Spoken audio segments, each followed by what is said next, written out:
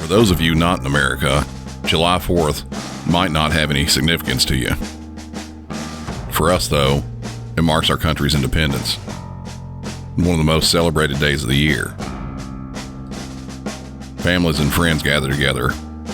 Huge fireworks shows are put on by both cities and neighborhood parties. And just generally, everyone is out to have a good time on our nation's birthday. Though most people enjoy all the festivities, some don't enjoy the extra hoopla. Some despise it.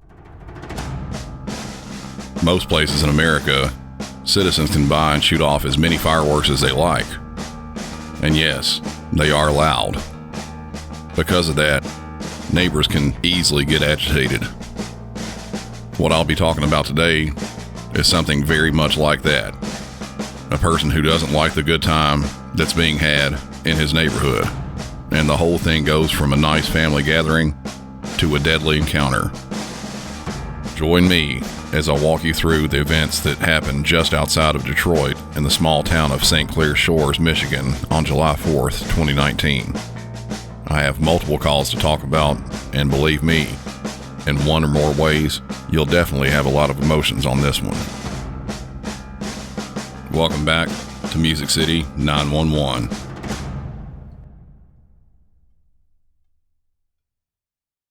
I'll start this one off by saying the calls I have are going to have a wide range of callers. Some of the calls aren't that great, and I'll speak on those as we start to listen to them. In short, the quality on some of them just aren't that great. But let's go ahead and get started with these calls. The first one coming in just after 10 p.m. on July 4th.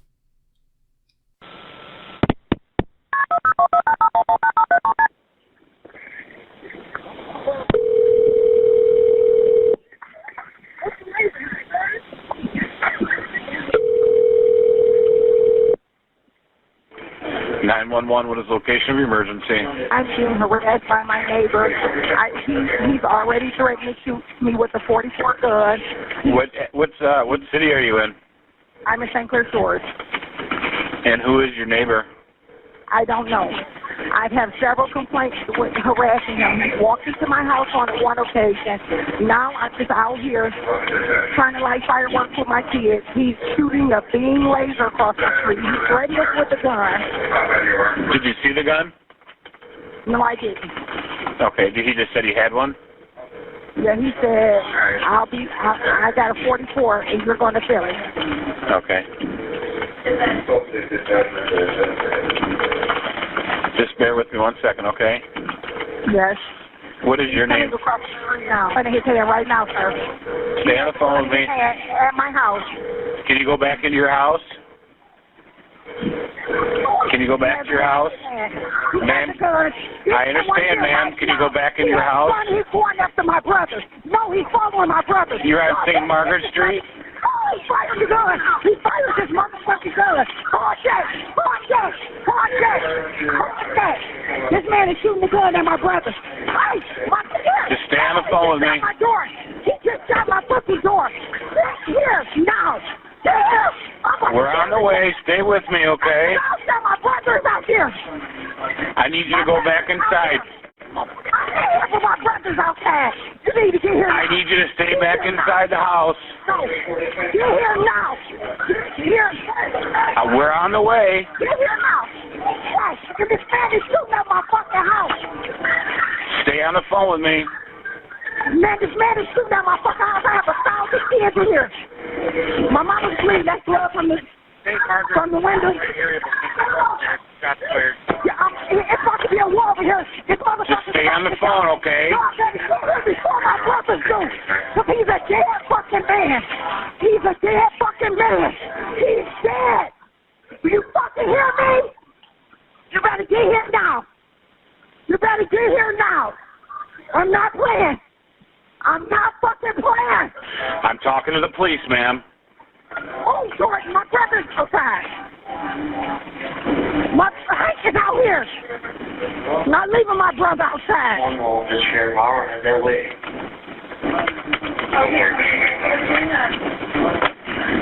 Y'all better get here. They're driving as fast as they can, ma'am. I swear to God. Because I got 15 motherfuckers on their way over here. He's a dead man. He's dead. He's fucking dead. I don't want you to, okay, just stay inside your house. I've been calling y'all, telling y'all this man has been harassing me for a fucking year. Now this motherfucking to fire a gun in my house. I got kids. He's a dead motherfucker. I swear on my everything, he's dead. Where is he at now? He went back in his house. Okay. He walked on my yard and shot in my fucking house. Stay on the phone with me. We're getting help on the way. That's okay, because my brother gonna be taught here. Is anybody there been shot or hurt? No. But there's about to be a dead motherfucker on this block. Okay, just so you know, you're making threats over recorded line. I am. Yes, I am, sir. Because I've been complaining to y'all for over a fucking year about this man.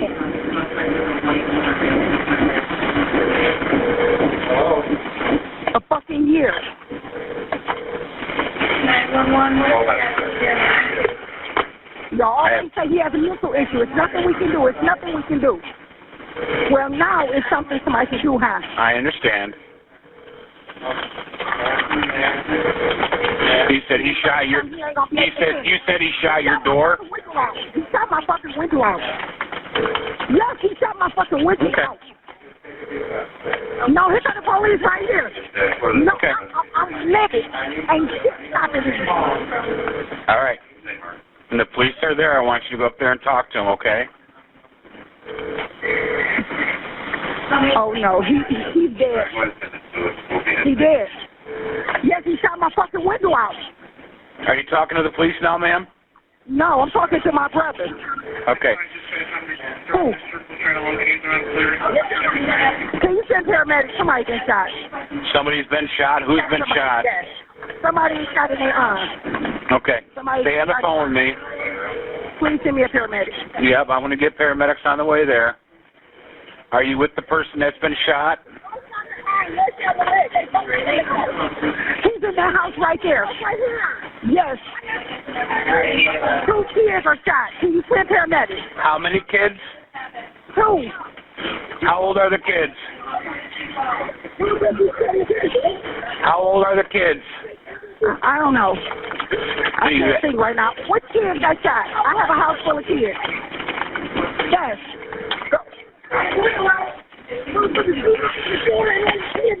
Who got shot?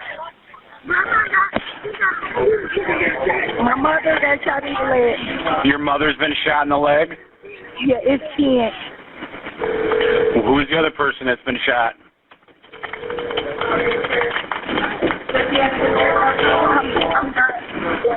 Who's the other person that's been shot? She's an 11-year-old girl. Okay, where is she shot at? No, I can't right now. In her arm. Yeah,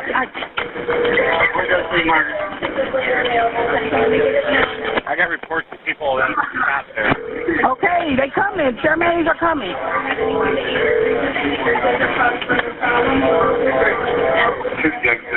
They listen to them shit out my closet. Do you see the police there? Yes, they here, but I need some paramedics, please. Ma'am, they are driving to you, okay?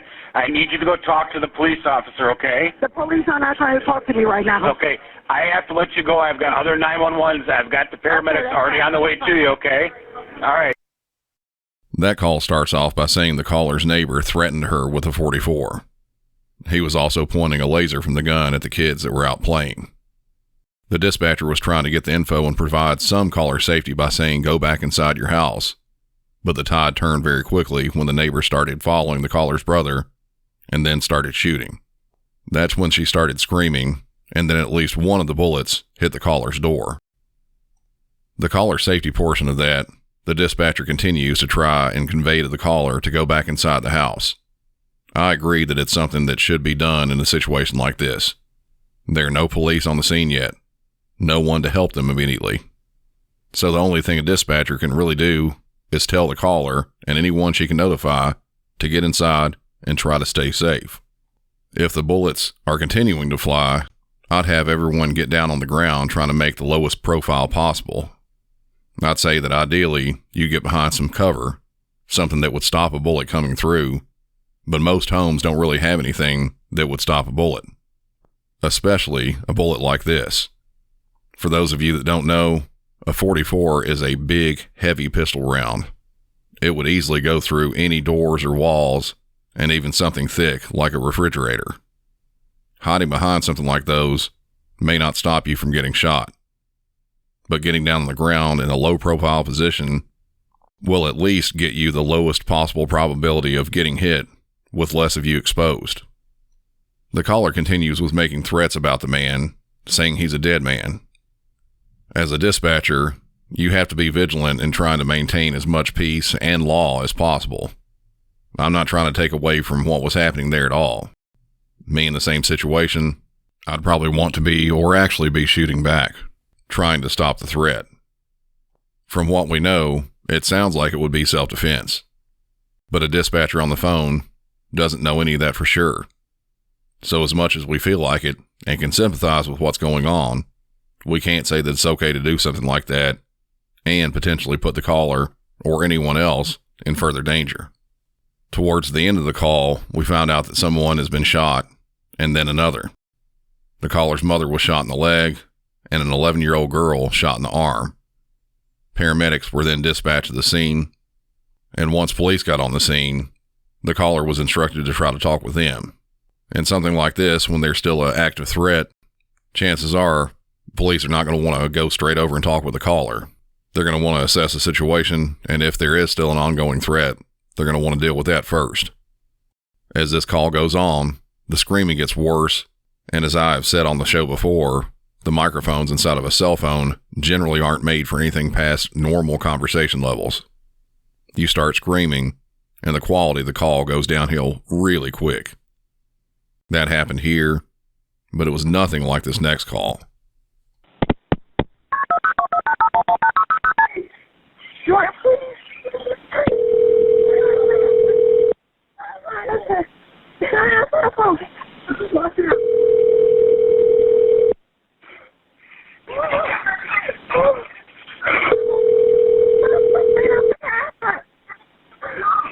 Kyle, where's Kyle? Babe, can you please come and get me? 911, what's the location of your emergency? We need to get here. Hello? This man is shooting at my house. This man is fucking shooting at my house. Okay, are you inside? Yeah, we're all inside this. There is kids in this house. Okay. Ma'am.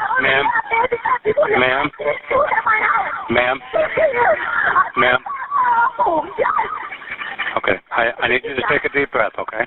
I'm not scared to take it. Okay. I need you to stay calm. I need you.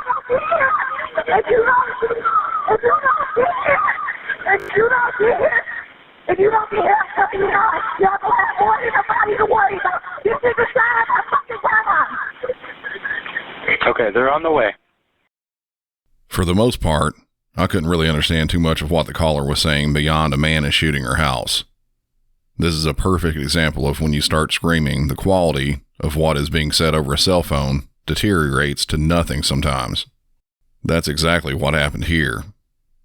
The caller was hysterical, and for good reason. Her house was getting shot at. If you hadn't been in a situation like that before, chances are you'd be scared out of your mind. The dispatcher did try to calm her down, but those tactics weren't working. He was saying, take a deep breath, told her to calm down. Sometimes this does work, but I found that if you go a little bit further, it'll a lot of times get you through and help. I'll say something like, try to stop screaming because the louder you are on the phone, the harder it is to hear you. If you can get the caller to hear that and understand it, I found that most times it does work really well. The dispatch center there, I would imagine, is pretty small. On their police website, it states that the city has 84 sworn police officers and 6 civilian employees. I'm thinking that, at most, those 6 civilian employees are dispatchers. There could be fewer than that too, though. I also found that they work 12-hour shifts there. So if you think about it, likely at most, they'll have 3 dispatchers on duty at a time. But if you count for being busier during the day, you might only have 2 working the night shift and the other 4 working during the day. And even that doesn't factor in the employees' days off. When you have a shooting anywhere, you usually have multiple callers on it. For a small dispatch center, this will inundate them with calls, making it difficult to answer quickly. What sounds like the same caller rings back in, but it also could be the first caller. I don't have the phone numbers to match up like I would in dispatch, but the audio from the phone, at minimum, sounds similar.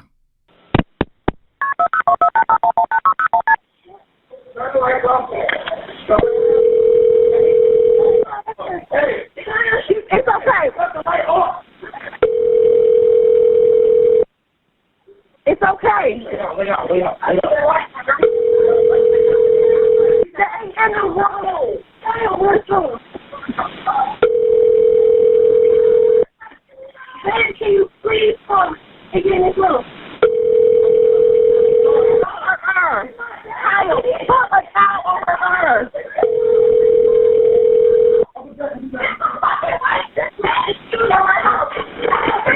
911, what is the address of your emergency?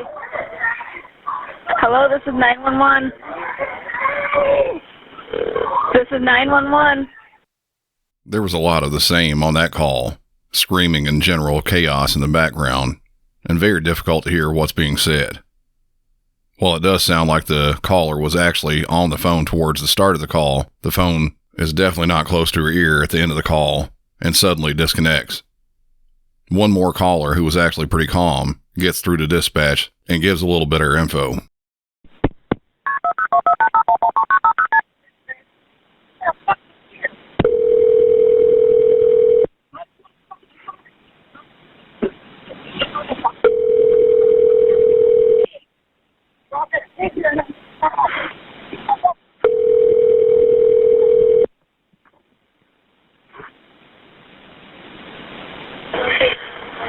What's the address of your emergency?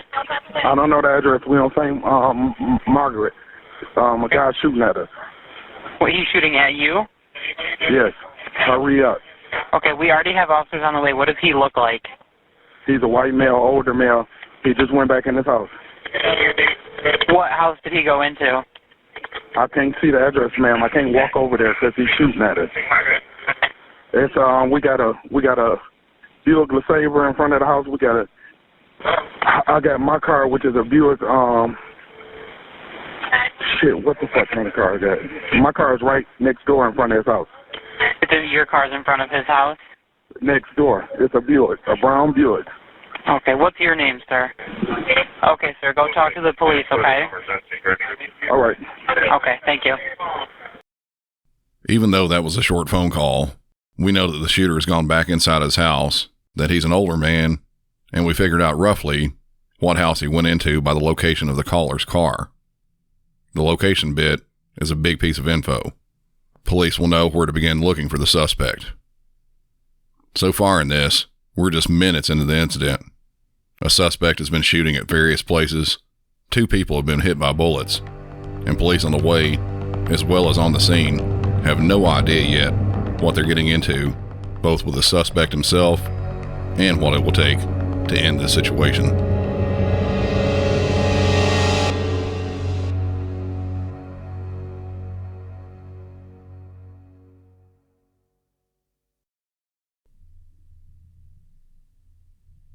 Police and paramedics have made it to the scene. A safety zone was set up so medics could get in and remove the 2 people that got shot and take them to a hospital. This wasn't an easy task, though. Officers had to assist with the medics in getting them out of the house. Because the front of the house was still in the firing line, a plan was made and executed to take those shooting victims out of the back of the house, where they were lifted over a fence to where medics were waiting. Just minutes before the patients were taken out of the house, officers had surrounded the house where the suspect was, and while trying to maintain a perimeter, more shots rang out from inside the house. Police weren't sure if they were being shot at, or if he was randomly shooting outside, or if he was maybe shooting at someone inside of the house. A little over a half hour after all this started, Another call to dispatch comes in, with dispatch still being extremely backed up from everything that's going on.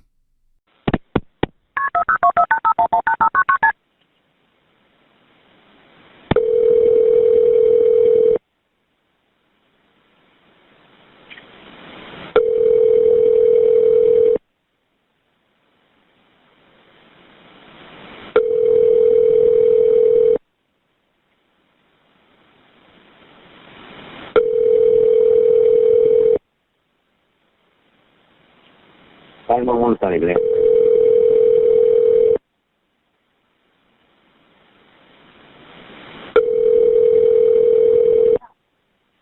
Can you just shut up? I don't need your input. I'm not in a joke mood at all. You can sit here, Mom. Just be quiet.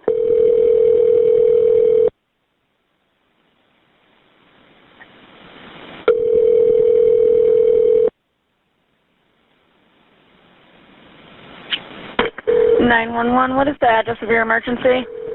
I'm on St. Margaret Street where the shooting just happened, and I've been trying to call the dispatch for St. Clair Shores to let them know that the guy that did the shooting has a nice armory in the basement. I know him personally. Okay. He's a whack job. I cannot get through to anybody. It took almost 40 rings to get to you. I understand we are getting flooded with calls in regards to this right now. We are getting things situated for this, okay? We will update them, okay? Yeah, let him know that he went into the side towards the van. I don't know if he made it in the house, but I pulled up in the driveway to my mother's house and I watched him do the shooting. But he has riot guns, M16s, ARs, AKs, and from what my other buddy just told me, he just went out to Elkton and picked up 100,000 rounds. So I don't know what he's doing, but it's just I'm directly across. Okay, we are going to get help on the way, okay? Okay, bye-bye. I'm sure that you're like me, as well as this caller, being extremely frustrated at the answer time on this. It even sounded like this may have got bounced over to a neighboring agency. I can't hold the actual dispatchers accountable for this, though. I can tell they were doing everything they could on this. But I have mentioned before that I believe every dispatch center should always be overstaffed with employees just for when some huge incident like this happens. No one can predict something like this. As a dispatcher, I'd rather be sitting there doing nothing for minutes or hours on end instead of going call to call when we have a normal workload and then getting crazily backed up when something big comes in. It's a huge issue that most municipalities simply aren't able to correct due to budget constraints. Back to this call. After what seemed like an eternity of the phone ringing, dispatch picked up and got a bit of background on the shooter. Everything the caller was saying sounded like the shooter was beyond what we would call well-armed. A huge list of guns and potentially an incredibly large amount of ammo is in this guy's possession. This could be a recipe for disaster. Days after all this happened, police released a timeline of events that started there on July 4th just after 10 p.m. I'll pick a couple highlights for you, just so you can imagine what went down there. After arriving on the scene, police obtained the name of the suspect, Tom Eilenfeld. At around 10:55 p.m., a phone number to a family member of the shooter was located and called. When they answered, police were informed that the family member was just called by the suspect to say goodbye. They were given his phone number as well as someone believed to be in the house with him, Carol Bauer. At 11:02, a call was made to Carol's phone, and there was no answer. After that, numerous calls were placed to the suspect's phone, and those would either go to voicemail or he would answer and hang up without saying anything. 2 different calls he answered. One of them, he said he wasn't coming out of the house, and the other saying, "You have to come in and get me." The second one, the officer on the phone asked if Carol was in the house, and the suspect confirmed that she was. She was asked to be put on the phone, but the suspect refused to, saying that she was fine and sleeping. During that same phone call, it became apparent pretty quickly that at minimum, some of this was racially motivated. The suspect asked the officer if he had ever killed any, and then he used the N-word. After again refusing to come out of the house, he hung up again. A little after midnight, at 12:27, another call was placed. After answering again, he was asked to come outside, and he said, "Come in and get me, motherfucker." He was then told that the police had talked to his daughter and that she was worried about him. His response was, "I'm sure she is," and then hung up. 5 minutes after that call was placed, more shots were heard inside the house, with more following about a minute later. Past that, numerous calls were made to the suspect, but they got voicemail every time. That previous call was the last one that he actually talked to the police on. At 12:47, a police armored vehicle that had arrived at the scene was positioned in front of the house. The suspect then started shooting at that vehicle. 4 minutes later, they used the armored vehicle to smash through the front door of the house. Still not able to get him to come outside, a decision was made to use tear gas to try to coax him out. This was done from 1:32 in the morning all the way till 4:03 in the morning, deploying the gas in different areas of the house. While all this was happening, Michigan State Police had arrived at the scene with their bomb squad, and they used a robot to enter the house. For over an hour, technical problems plagued the robot, and it took that long before they could get the robot past debris and then actually get fully inside the house. After the problems with the robot were corrected, at 5:55 a.m., a shotgun is seen laying on the living room floor. Slow movements were being used from the robot to search carefully. At 6:29, the robot comes into a hallway, and a handgun is seen laying on the ground. 3 minutes later, the robot makes it into the kitchen, where they found Carol Bauer. She was laying on the floor dead. Every area was searched on the first floor that it could by the robot, and the suspect was nowhere to be found. A second robot had to be used to descend down the stairs into the basement. Between 8:31 and 9:51 a.m., the basement and attic were both checked with the robot, and the suspect was not seen. They had been completely through the house. A secondary search was then started, still using the robot. This time, when the robot was almost to the bottom of the basement stairs, shots flew through the wall, which hit the robot and temporarily disabled the camera on it. Then, after regaining the use of the camera, the robot continued on and it rounded a corner where it was fired upon again, this time completely disabling it.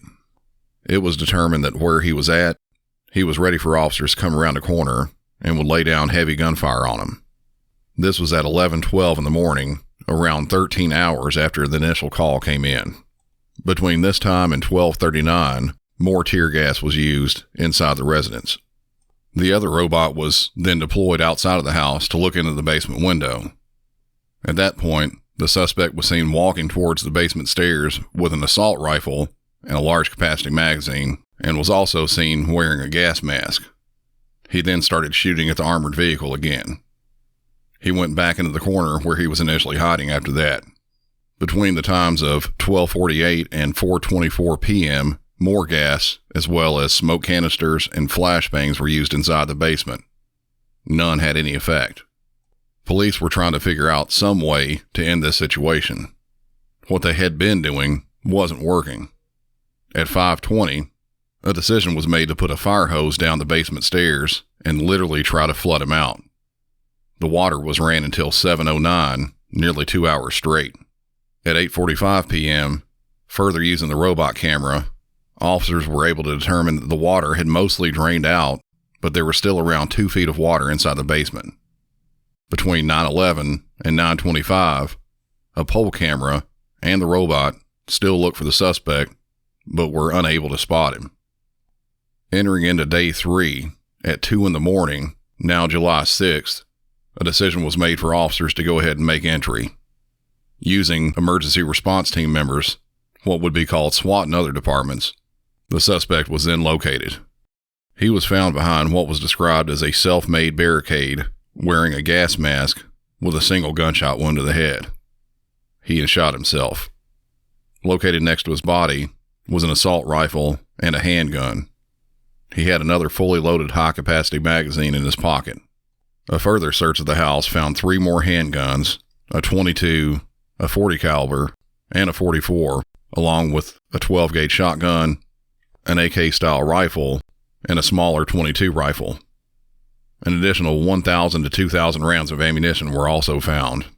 The woman that was found deceased in the house was found to have had multiple gunshot wounds. Police went on to say that his firearms were purchased legally, though he did have a criminal past. In 2006, this suspect was arrested for sexual assault against a 4-year-old girl.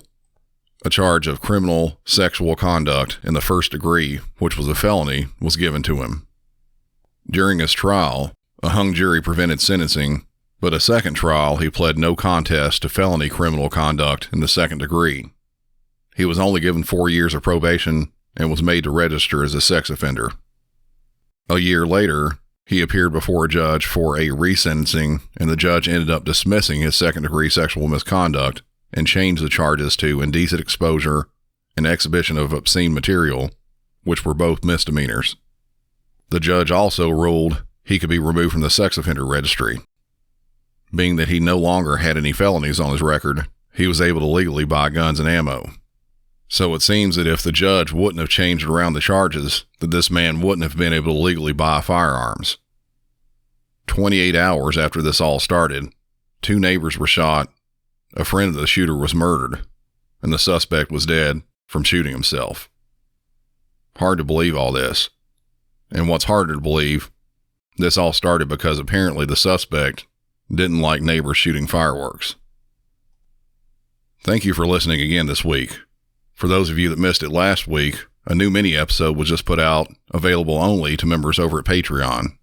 If you'd like to check that one out as well as more, head over to patreon.com/MusicCity911 and help support the show. Other ways you can help out are sharing the show with friends, leaving a 5-star rating and review on whatever podcast app you're listening on, and picking up a t-shirt or other Music City 911 stuff that can be found on my website, MusicCity911.com.